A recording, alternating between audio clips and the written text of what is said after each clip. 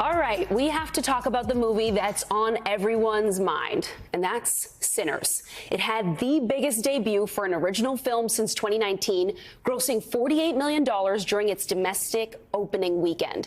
And it's the only horror film to get an A cinema score in decades. It stars my boyfriend, Michael B. Jordan, playing two twin brothers. Does he know? Does he know that he he's your doesn't boyfriend? know, but he's about to find out. Two twin brothers, Smoke and Stack, trying to restart their lives in their hometown in the Mississippi Delta after running with the Italian and Irish mobs in Chicago. And let's just say there's a supernatural twist. The Daily Beast summed it up this way. It's a thriller. It's a vampire movie. It's a musical. It's gory. It's fun. It's rated R. It's weird. Baratunde Thurston is still with us. Baratunde, I've seen the movie once. You've seen it twice, I hear. So what made Sinners sing for you? I mean, I'm not a horror person. I want to start with that. And I don't like there's enough horror in the real world that I don't feel the need to subject myself to it in a theater. But I was happy to go twice to this one because what Ryan Coogler and his team have done is created this cinematic blues opera hidden behind a horror film. The level of smuggled historical facts and ideas, the humanization of Black people, the centering of blues music as this transformative art form, and this gateway to ancestry. I will struggle to avoid any spoilers, but there are scenes in this film that move you to your core, that will make you leap for joy and also weep for some of the pain that this music emerges from. So just kudos to Coogler, to the cinematographer, Autumn Arkapaw, I believe her name is, to the composer, and even I'll close this on the opening here, the multi-generational cast here. We've got Miles Kenton, first feature film. We've got Delroy Lindo, who's a national treasure. Yes. And everyone in between coming together to tell this beautiful, beautiful story wrapped in a package of horror. The marketing on this movie was all wrong originally for me. I thought it was a vampire movie, and I didn't realize it was a Mississippi movie, and now I'm all in. As probably the only person who's been to a Mississippi juke joint. You have? We have. I've been to one, yeah. I bet I've been to a better one. No, you've probably been to more. I'm just saying. Anyway, so Baratunde and Antonio, and you've seen it too. I have not seen it. No, I have not seen it yet. No. How much of a character does the blues in Mississippi become in the movie? Oh, I mean, it's everything. It's the lifeblood. I mean, I think one of the things, there's so many things about this film that I've just been thinking about for weeks now since I first saw it. I think it's a celebration of the blues first and foremost as an art form made by a people who at the time that this film takes place aren't even seen as fully human, but who made this thing that is so transcendent that what the film shows you is that this music opens portals and it connects people across time. And again, as Baratunde just said, I don't want to spoil any of the most beautiful scenes in the film, but there were people with tears in their eyes during a certain scene where you literally see that cross connection through time.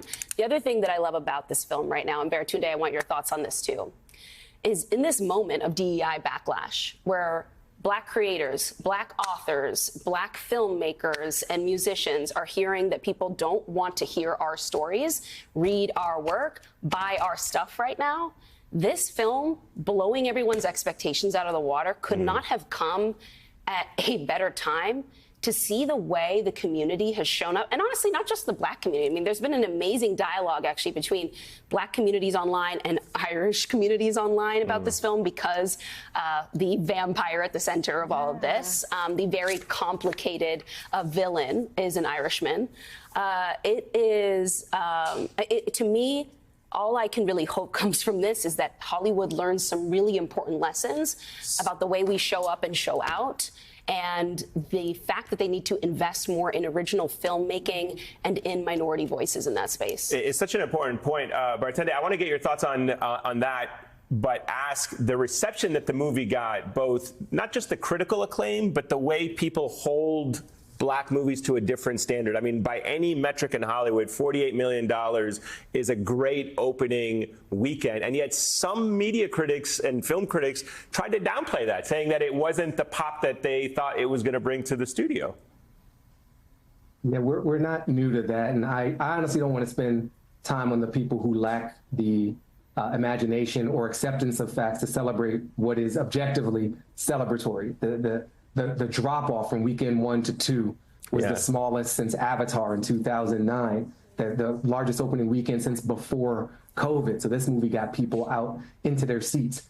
There's things going on in this film. If you've seen Django Unchained, if you've seen Oh Brother, Where Art Thou, if you've seen Black Panther, if you've seen Lovecraft Country, there's a lot of pieces of those that show up in this, but in a genre-bending, such a beautiful way.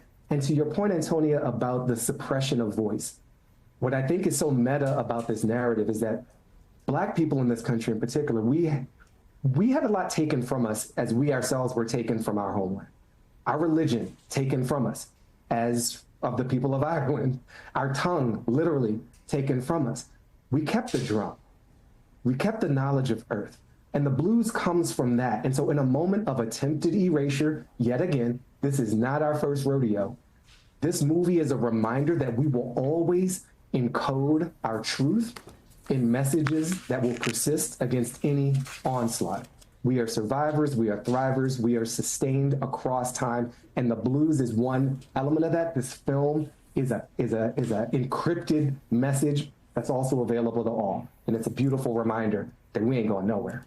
And right before the show, we did a little research to find out how much a ticket is reselling for on eBay. It is about $500 if you want to get a ticket to see it in IMAX. That is the demand to see this movie on 70 millimeter. So that should tell you something, Baratunde.